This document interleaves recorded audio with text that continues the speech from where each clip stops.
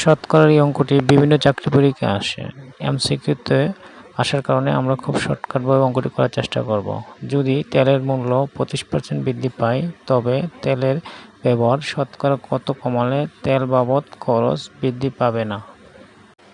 এই শর্টকাট সূত্রটি শুধু এই অঙ্কটির জন্যই প্রযোজ্য। তেলের মূল্য বৃদ্ধি পেলে, কোনো কিছুর মূল্য বৃদ্ধি পেলে এবং আপনার ব্যবহার কমে গেলে তখন এই সূত্রটি ব্যবহার করা হবে। দেখুন, মূল্যবৃদ্ধির হারটি আমাদের উপরে দেওয়া আছে 25%।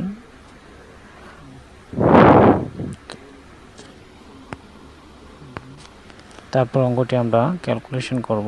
ক্যালকুলেশন করে দেখুন, আমাদের নিচে 100 যোগ 25, আমরা 125, আর উপরে 100 গুণ 25, তাহলে আমাদের আসে 2500। তারপর আমরা 2500-রে 125 দ্বারা ভাগ করব, তো আমাদের দেখুন 20% চলে আসছে রেজাল্টটি। তো আপনারা ক্যালকুলেশন করে নেবেন, করে নিলেই দেখবেন অঙ্কটি 20% চলে আসছে।